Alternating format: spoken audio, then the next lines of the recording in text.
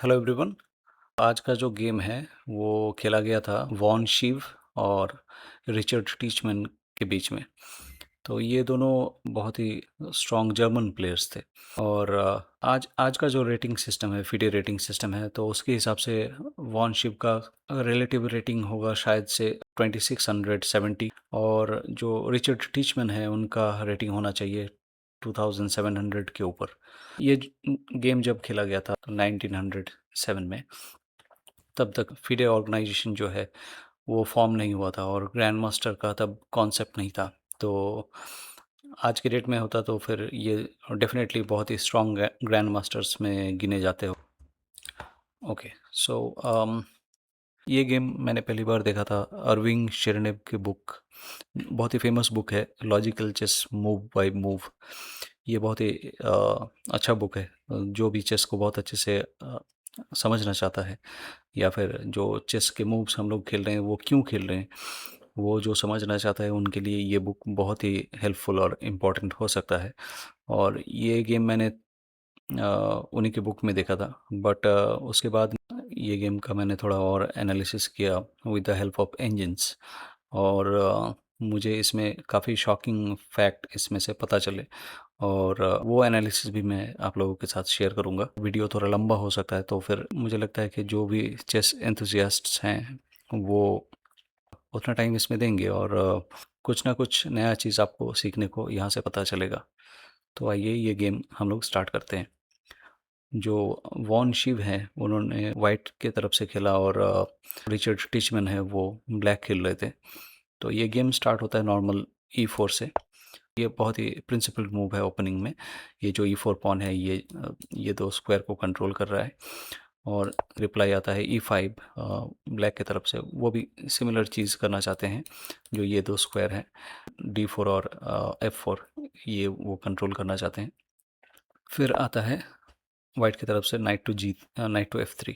और ये night F3 क्या कर रहा है, ये जो पॉन है इसको अटैक कर रहा है, और अगर ये पॉन वाइट जीत जाता है तो फिर ये जो इन्फ्लुएंस है ये पॉन का ये दोनों स्क्वायर में, ये ख़त्म हो जाएगा और वाइट को एक अच्छा सेंटर मिल सकता है। जवाब में ब्लैक खेलता है नाइट C6।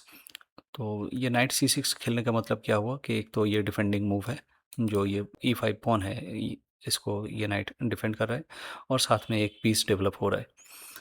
बट जो लोग नए हैं वो जानना चाहते होंगे कि नाइट टू C6 ही क्यों, और बाकी और कोई मूव क्यों नहीं, क्योंकि ये पॉन को डिफेंड करने के बहुत सारे तरीके हैं। तो फिर हम लोग कुछ उसमें से ऑप्शंस देख लेते हैं, जैसे कि फर्स्ट F6 खेल सकते थे, बट ये क्यों नहीं खेला। ये जो F6 है ये बहुत ही ख़राब मूव है। क्यों? क्योंकि ये जो एक्चुअल डेवलपिंग स्क्वायर है नाइट का, इसको ये पॉन ब्लॉक करके रख रहा है। तो फिर एक्चुअल में नाइट को डेवलप करने में ब्लैक को बहुत ही दिक्कत होने वाला है। दूसरा ये भी है कि अगर किंग साइड में कैसल करता है ब्लैक, तो फिर ये जो डायगोनल है ये ऑलरेडी ओपन है, और यहाँ पे ये बिशप आके बहुत ही स्ट्रॉन्ग एक रोल ये बिशप प्ले करेगा, और फिर ये किंग को सेफ रहने में बहुत दिक्कत होगा। और किंग साइड अटैक जो है ये ब्लैक के लिए बहुत ही प्रॉब्लमेटिक हो जाएगा। तो इसके लिए ये एक अच्छा मूव नहीं है। और फिर नेक्स्ट आता है ये जो क्वीन अगर F6 खेला जाए, तो ये कैसा मूव है। अगेन ये भी बहुत ही बेकार मूव है। क्यों? क्योंकि ये क्वीन जो है ये स्क्वायर को ब्लॉक कर रहा है। दूसरा ये भी है कि ये एक क्वीन हम लोग सिर्फ एक पॉन को डिफेंड करने के लिए डेवलप कर रहे हैं, तो ये एक बहुत ही अनप्रिंसिपल्ड मूव है, क्योंकि queen is the strongest piece on the board, और क्वीन का प्रॉपर यूटिलाइजेशन नहीं होगा, तो ये मूव अच्छा नहीं है, और अर्ली स्टेज में क्वीन को भी डेवलप करना नहीं चाहिए। और क्या खेला जा सकता है, क्वीन को शायद से यहाँ पे खेला जा सकता है क्वीन E7। ये भी अच्छा मूव नहीं है। वाई, ये जो क्वीन है ये बिशप को ब्लॉक कर रहा है। ये बिशप को नेचुरली हम लोग डेवलप नहीं कर सकते। इसको डेवलप करने के लिए फिर से एक पॉन मूव करना पड़ेगा, शायद से G6, और फिर ये बिशप को यहाँ पे G7 में डेवलप करना पड़ेगा। तो ये भी एक अच्छा मूव नहीं है। तो what else can be played. ये एक पॉन मूव खेला जा सकता है which is nice looking move. ये जो बिशप है इसको तो डेवलप करने के लिए एक मौका दे रहा है, बट ये जो बिशप है डार्क स्क्वायर बिशप F8 में, इसका स्क्वायर्स काफ़ी लिमिटेड हो जाता है। ये सिर्फ E7 में डेवलप हो सकता है। तो that is also not a very good move. और क्या खेला जा सकता था, ये बिशप को यहाँ पे डेवलप किया जा सकता था। ये भी एक डेवलपिंग मूव है, कोई डिनाई नहीं कर सकता। But at the same time ये पॉन को डेवलप नहीं किया जाएगा अब, और ये बिशप को डेवलप करने में बहुत बहुत दिक्कत होगा ब्लैक को। तो that is also not a very good move.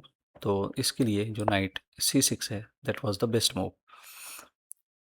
अब वाइट खेलता है बिशप टू C4, और बिशप C4 एक बहुत ही अच्छा मूव है। ये पॉन को टारगेट कर रहा है और एक पीस डेवलप कर रहा है, और कासिल करने में मदद करेगा ये मूव। और ब्लैक भी सिमिलरली अपने बिशप को C5 में डेवलप करता है और F2 पॉन को टारगेट कर रहा है। इसके बाद खेला गया C3 मूव। अब C3 मूव का पर्पस ये है कि ये जो पॉन है, ये दो इम्पॉर्टेंट स्क्वायर को कंट्रोल कर रहा है, एक D4 और एक B4। ये दोनों स्क्वायर पे ये नाइट कभी भी आ नहीं पाएगा जब तक ये C3 पॉन इंटैक्ट है। ये मूव का एक और पर्पस ये है कि ये जो D4 मूव है, D4 को प्रिपेयर किया जा रहा है C3 के थ्रू, क्योंकि D4 खेलने पे अगर ये पॉन इसको कैप्चर करता है तो C pawn can take it back, और वाइट को एक बहुत अच्छा सेंटर मिलेगा, और एक बहुत अच्छा सेंट्रल कंट्रोल वाइट कर सकता है। ब्लैक खेलता है क्वीन टू E7। E7 में क्वीन को खेलने का मतलब ये है कि अब वाइट का जो प्लान था वो D4 पुश, अब ये D4 पुश उतना इफ़ेक्टिव नहीं होगा। क्यों? क्योंकि अगर D4 स्क्वायर में ये पॉन को अभी पुश किया जाए तो फिर E pawn can take it, and then if you capture it back then queen takes E4 with check. यहाँ पे एक क्लियर पॉन जीत जाता है ब्लैक। ये मूव अच्छा नहीं है ये स्टेज पे। D4 अभी वाइट नहीं खेल सकता, तो that's why queen to E7 is a good move. White obviously is a strong player, तो वाइट को पता चल जाता है कि अभी मैं D4 नहीं खेल सकता। तो वाइट क्या करता है, वाइट कासल्स, और अभी फिर से अगर black is not very careful तो फिर से ये D4 push can be strong. क्यों? क्योंकि अब ये क्वीन E4 पॉन को विथ चेक कैप्चर नहीं कर सकता। लेट्स से ब्लैक खेलता है B6, तब ये वाइट ये वाले पॉन को पुश कर सकता है, और पुश करने के बाद ये कैप्चर एंड देन कैप्चर। इसके बाद if queen takes E4 then rook to E1 targets the queen and queen is gone. तो फिर ब्लैक को जो भी खेलना है वो बहुत ध्यान से खेलना पड़ेगा। तो इसके लिए ब्लैक खेलता है D6। अब ये D6 मूव क्या कर रहा है, D6 is directly protecting this pawn, और ये बिशप को डेवलप करने में हेल्प कर रहा है। वाइट खेलता है D4 एनीवेज। अब वाइट का टारगेट ये है कि ये पॉन कैप्चर किया जाए, और फिर सी पॉन जब इसको रिकैप्चर करेगा तो एक बहुत अच्छा सेंटर वाइट को मिल जाएगा। कैसे? अगर ये कैप्चर होता है तो फिर white will take it back, और bishop will let's say retreat, और ये जितने भी स्क्वायर्स हैं ये सारे वाइट के कंट्रोल में आ जाएंगे। तो ओपनिंग में तो वाइट को बहुत एडवांटेज मिल जाता है इस केस में, और ये चीज़ ब्लैक बहुत अच्छे से कैलकुलेट करता है। वाइट जब ये D4 मूव खेलता है तो black does not recapture, black just retreats with the bishop. ये सिचुएशन अगर हम लोग ध्यान से देखेंगे तो वाइट का जो सेंटर है ये ऑल्दो बहुत ही अच्छा दिख रहा है, सेंट्रल कंट्रोल जो है वाइट का वो इतना अच्छा नहीं है ये स्टेज पे। क्यों? क्योंकि ये जो पॉन है ये 3 टाइम्स अटैक्ड है, और ये करंट सिचुएशन में 3 डिफेंडर्स हैं already, but this queen is not developed yet. तो ये क्वीन को अगर कहीं पे भी डेवलप करना होगा तो ये पॉन फिर जा सकता है वाइट का। ये क्वीन को ये स्टेज पे डेवलप करना वाइट के लिए मुश्किल हो जाएगा। वाइट इस चीज़ को अनअटेंडेड छोड़ के A4 मूव खेलता है टू टारगेट द बिशप, या फिर बिशप को ट्रैप करने के लिए ये A4 A5 खेलना चाहता है। बट मेरे हिसाब से यहाँ पे ये थोड़ा प्रीमैच्योर एक अटैकिंग मूव है। मुझे लगता है कि ये सिचुएशन में ब्लैक को एटलीस्ट ये मूव खेलना चाहिए था। क्यों? क्योंकि ये जो पॉन है ये 3 टाइम्स अटैक्ड है और 3 डिफेंडर्स है, तो ये 4th डिफेंडर अगर बिशप जाके यहाँ पे डिफेंड करता तो फिर ये क्वीन को मोबिलाइज होने में या फिर डेवलप होने में आसानी होता। बट वाइट इस चीज़ को नज़रअंदाज करता है और A4 मूव खेलता है। ब्लैक ने A6 खेला ताकि ये पुश अगर रहेगा तो फिर ब्लैक कैन रिट्रीट।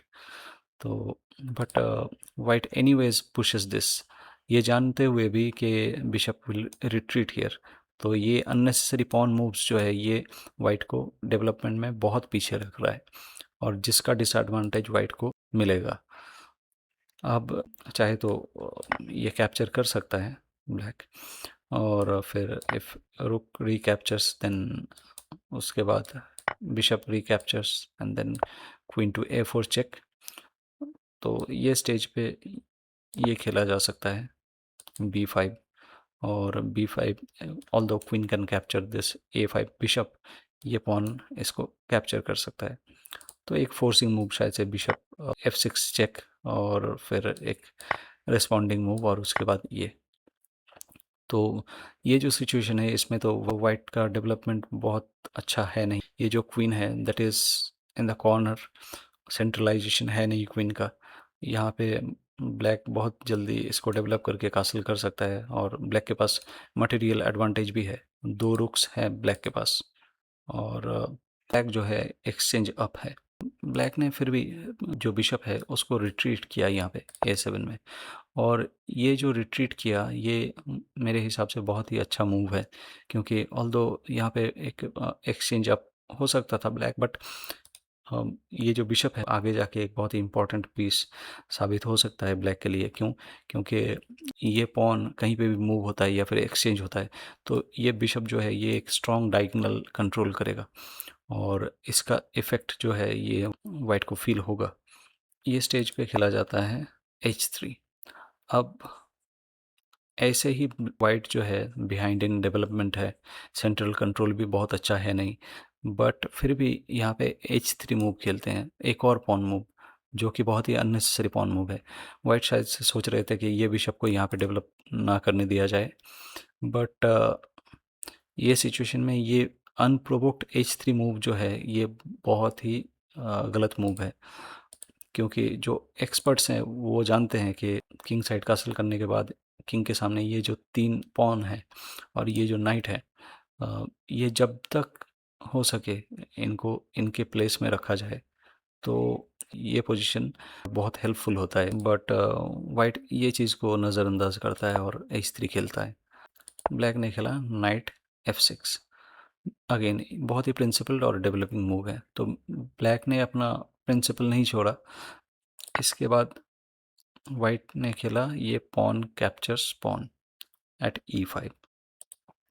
क्यों ये खेला? पहले तो ये जो पॉन है ये पॉन को ये नाइट अटैक कर रहा है, तो ये पॉन को कोई डिफेंस है नहीं।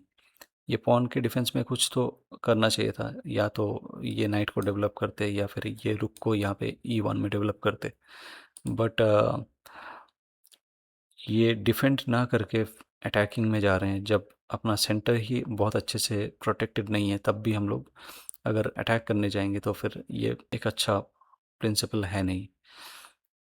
बट एनीवेज इन्होंने डी टेक्स E5 खेला, और अब ब्लैक के पास 2 ऑप्शन है, पॉन टेक्स पॉन या फिर नाइट टेक्स ऑन E5। तो आपके हिसाब से क्या खेलना चाहिए? ये जो पॉन टेक्स पॉन है ये भी एक मूव है, बट ये मूव उतना अच्छा नहीं है। क्यों? क्योंकि ये स्टेज पे ये जो पॉन है ये आइसोलेटेड पॉन बन जाता है, क्योंकि हमेशा याद रखना अगर कोई पीस आपका पॉन को प्रोटेक्ट कर रहा है, अनटिल एंड अनलेस वो बहुत ही इम्पॉर्टेंट पॉन हो और बहुत ही एक डिसाइसिव एडवांटेज आपके गेम में लाने वाला है, वो एक वीकनेस बन जाता है। पॉन को हमेशा पॉन डिफेंड करे तो ही अच्छा है, बट ये सिचुएशन में वैसा नहीं होता, तो फिर pawn takes on E5 is not a good move. तो इसके लिए ब्लैक खेलते हैं knight takes on E5।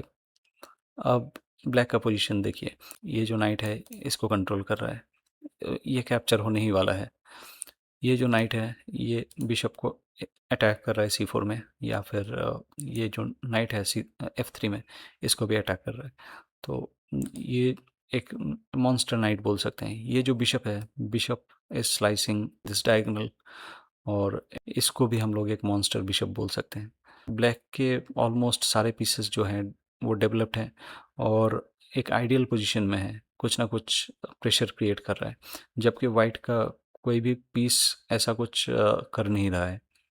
White को भी ये चीज़ फील हो रहा है अब, तो वाइट क्या कर रहा है, वाइट अभी नाइट टेक्स नाइट खेलता है। तो ऑल्दो ये प्रेशर रिलीज करने के लिए वाइट ने ये खेला, but again that is worse move, क्योंकि नेक्स्ट मूव ब्लैक खेलता है क्वीन टेक्स ऑन E5। अब आप देखिए कि ये जो नाइट था यहाँ से एटलीस्ट कुछ स्क्वायर जो है वहाँ पे कंट्रोल कर रहा था, क्योंकि ये बिशप के लिए तो टारगेट करने के लिए कुछ है नहीं, बट ये नाइट कुछ तो कर रहा था एटलीस्ट प्रोटेक्ट होके, या फिर किंग साइड को थोड़ा बहुत प्रोटेक्ट कर रहा था। Now the night is gone. तो अब वाइट का कोई पीस एक्टिव नहीं है, कोई पीस अच्छे से डेवलप नहीं है, ये क्वीन साइड जो है ये पूरा अनडेवलप्ड है। तो ये बहुत ही गलत बात है। 11 मूव्स के बाद भी अगर पीसेस अगर अच्छे से डेवलप नहीं है तो फिर आप अच्छा नहीं खेल रहे हो। वाइट खेलता है नाइट टू D2। वाइट को फील हो रहा है कि ये मेरा पॉन अब जाने वाला है या फिर जा सकता है, तो ये लास्ट एक ट्रिक वाइट ट्राई करता है। क्यों? क्योंकि अगर नाइट कैप्चर्स ऑन E4 तो फिर ये night can take on E4, और वाइट शायद से सोच रहा है कि queen will take on E4 and I will play rook E1 targeting queen and pinning it. But black जिसने अब तक इतने अच्छे से खेला, ब्लैक कभी ऐसा कुछ खेलेगा नहीं कि वाइट को इतना अच्छा और विनिंग पोजीशन मिल जाए। तो कोई भी गेम आप खेल रहे हो तो हमेशा सिर्फ टैक्टिक के भरोसे मत रहो, जो प्रिंसिपल्स हैं वो उसको फॉलो करना चाहिए। और ऐसा नहीं कि टैक्टिक्स को नज़रअंदाज कर दो, बट हमेशा सिर्फ टैक्टिक या फिर अपोनेंट के गलती के भरोसे आप गेम्स मत खेलिए, नहीं तो फिर धीरे धीरे वो छोटा छोटा डिसएडवांटेज आपको एक लूजिंग सिचुएशन तक लेके जाएगा। तो ऐसा ही सिमिलर कुछ होता है यहाँ पे। मैं तो सबको रिक्वेस्ट करूँगा कि आप ये जो वीडियो है इसको पॉज कर लो, और एटलीस्ट आप 10 to 20 सेकेंड्स का टाइम ले लो, और जो रिचर्ड टीचमैन ने खेला वो आप ट्राई करो कि आप फाइंड आउट कर सकते हो कि नहीं। अगर आप फाइंड आउट कर सकते हो वो मूव और उसका कंटिन्यूएशन एटलीस्ट 3 मूव्स अहेड, तो फिर मुझे लगता है कि आपका टैक्टिकल अंडरस्टैंडिंग बहुत ही स्ट्रांग है, और एटलीस्ट आप 1900 तो आपका रेटिंग होना चाहिए। तो मुझे लगता है कि आप लोगों में से बहुत सारे लोगों ने ये फाइंड आउट कर भी लिया। तो thank you for those who have found out, और जिसने भी ये मूव ढूंढ लिया है वो कमेंट बॉक्स में लिख सकते हो कि आपने ये मूव फाइंड आउट कर लिया है। वो मूव है bishop takes H3। Bishop takes H3 is a very strong and devastating move.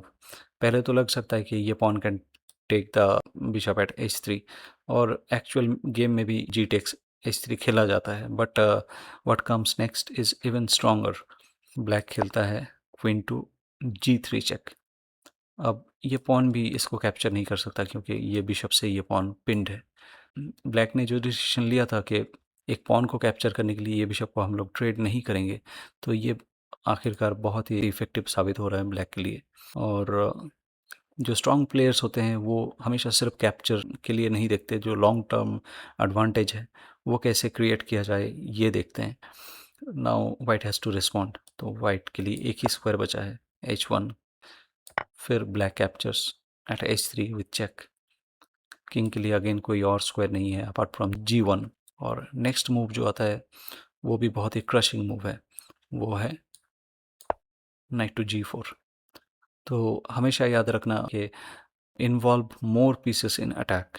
जो बिगिनर्स है या फिर जो वीक प्लेयर्स है वो ऐसा ही करते हैं कि एक क्वीन को डेवलप कर लिया और फिर सिर्फ क्वीन को ही इधर उधर मूव कर रहे हैं, और सोच रहे हैं कि इसी से मैं मैच जीत जाऊंगा, और धीरे धीरे वो मैच हारना स्टार्ट करते। तो वाइट ने अगर यहाँ पे कुछ भी गलत खेला तो फिर क्वीन H2 चेकमेट आ रहा है। तो यहाँ पे ये सिचुएशन में वाइट खेलता है knight to F3, but it is very late now. तो क्वीन को यहाँ पे खेला जाता है क्वीन टू G3 चेक। अब अगेन इसके पास और कोई रास्ता नहीं है, और कोई स्क्वायर बचा नहीं है, क्वीन टू H1। और ये सिचुएशन में एक मूव जो ब्लैक खेलता है और यहाँ पे वाइट जो है रिज़ाइन कर देता है, तो क्या वो मूव आप फाइंड आउट कर सकते हो? यहाँ पे भी चाहिए तो आप 10 सेकंड्स का टाइम ले लो और देखो कि ऐसा क्या मूव है जो जिसके बाद वाइट ने रिज़ाइन कर दिया होगा।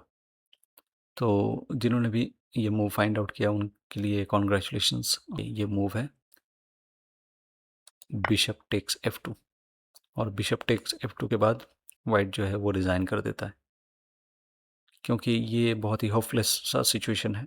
और कोई भी ह्यूमन प्लेयर है तो उसके लिए ये गेम को कंटिन्यू करके एक विनिंग पोजीशन में लाना बहुत ही मुश्किल है। अगर बहुत प्रिसाइज वे में वाइट खेलता है तो कुछ चांसेस हैं, अदरवाइज नहीं है, क्योंकि जो किंग साइड है वो पूरा डिस्ट्रॉय हो चुका है। सामने इतना बड़ा स्ट्रॉन्ग प्लेयर खेल रहा है, वाइट और ट्राई भी नहीं करता, अपना रेजिग्नेशन ऑफर कर देता है।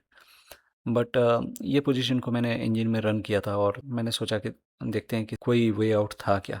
तो मुझे कुछ डिटेल्स पता चले। ये पोजीशन में वाइट के पास एक मूव है जो वाइट को ड्राइंग चांसेस दे सकता है, और ये मूव फाइंड आउट करने के लिए आप एटलीस्ट 30 सेकंड्स का टाइम ले लो, क्योंकि एक मूव शायद से आप फाइंड आउट कर भी लोगे, बट जो कंटिन्यूएशन है उसको फाइंड आउट करना बहुत इम्पॉर्टेंट है। नहीं तो फिर से वो सिचुएशन जो है वाइट के लिए लूजिंग ही है। इसके लिए वो कंटिन्यूएशन को पहचानना बहुत ज़रूरी है। तो जिसने भी ये मूव फाइंड आउट किया या फिर कंटिन्यूएशन फाइंड आउट किया तो कॉन्ग्रेचुलेशंस। यहाँ पे ये सिचुएशन में मूव था bishop takes F7 with check. तो अगर king takes bishop, then queen comes here to D5 with check. यहाँ पे ये आगे नहीं आ सकता, तो ऑब्वियसली ये पीछे ही जाएगा, और ये सिचुएशन में queen will enter with check. यहाँ पे अगर यहाँ पे गया तो फिर again it will come to repetition, और ये 3 फोल्ड रिपीटेशन में ड्रॉ में जाएगा। ओवर द बोर्ड ऐसा कैलकुलेशन होना बहुत मुश्किल है, किंग साइड पूरा डिस्ट्रॉय हो चुका है। तो ये सिचुएशन में ऐसा टैक्टिकल मूव फाइंड आउट करना और इंजन लेवल एक्यूरेसी के साथ ये मूव्स सारे खेलना, I can understand why white resigned. तो ये था एनालिसिस ये गेम का। और जिसको भी जो भी कमेंट या फीडबैक है इस गेम के लिए वो आप बता सकते हो मुझे कमेंट बॉक्स में। और कुछ और गेम जो आपको देखना है या फिर उसका इन डेप्थ एनालिसिस देखना है वो भी आप पोस्ट कर सकते हो ये कमेंट बॉक्स में। तो थैंक यू एवरीवन जिसने भी इतना टाइम दिया ये गेम को समझने के लिए। आई होप कि आपने कुछ अच्छा सीखा होगा ये गेम से, और वो आपके गेम को थोड़ा और बेहतर करे। Thank you very much. मिलते हैं फिर से एक नए गेम के साथ। Bye bye.